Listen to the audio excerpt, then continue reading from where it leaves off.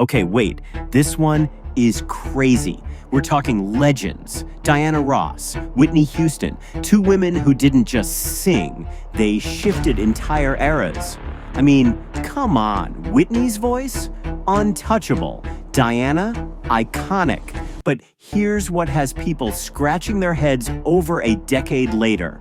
Diana Ross didn't show up to Whitney Houston's funeral. Not only that, allegedly, she didn't even want her name mentioned. Now, when a legend dies, you expect the other legends to show up, right? Especially someone Whitney looked up to so much. She literally called Diana a role model, like she gave her flowers while she was still here. And then, boom, Whitney passes and Diana's a no-show. I mean, yeah, she released a statement saying she was heartbroken and needed privacy. But something about that just felt off, like people were expecting grief, but not disappearance. And that's where the whispers started. Did Diana Ross know something? Was this more than just heartbreak? There have always been rumors, quiet ones, but they've been around. People in the industry have said Diana wasn't thrilled about Whitney stepping into the diva spotlight, that maybe there was some low-key tension, like Whitney becoming the voice might have rubbed a few old-school egos the wrong way. You feel me? But even if there was a little jealousy or diva energy, would that be enough to skip the funeral? Or ask not to be mentioned? That's not regular Hollywood beef.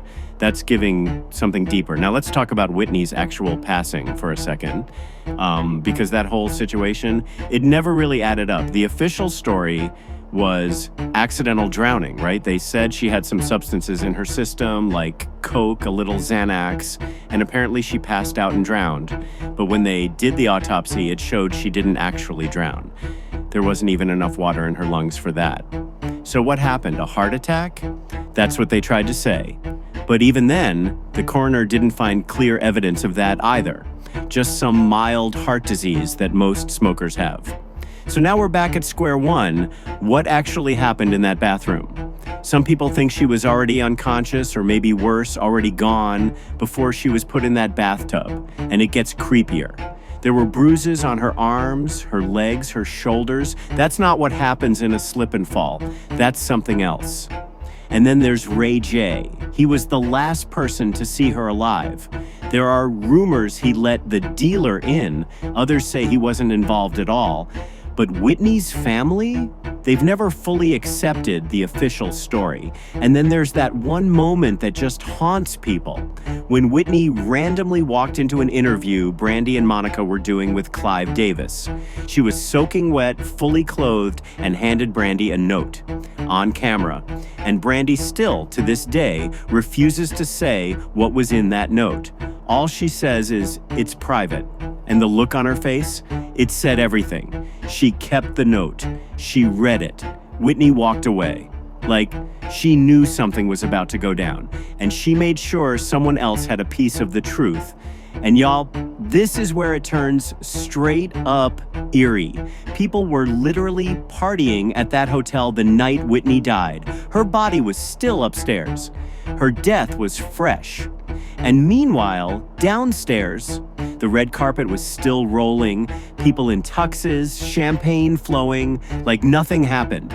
It's dystopian, bro, like a horror movie no one realized they were in. And Bobbi Brown's sister, Leola, has spoken out. She said Whitney's body was bruised. She said her niece, Bobbi Kristina, was also murdered, not a bathtub accident. And let's not forget, Nick Gordon, Bobbi Kristina's ex, was involved in both cases. Coincidence? Now bring it back to Diana. When someone that close to you dies under those kinds of mysterious circumstances, and you don't show up to the funeral, fine, maybe grief, but allegedly asking the family not to even mention your name, not even a shout out in the program, that doesn't sit right. Was she protecting herself? Was she afraid of being linked to whatever really happened? Or maybe, and I'm just saying maybe, she knew something. Something she couldn't say but also couldn't ignore.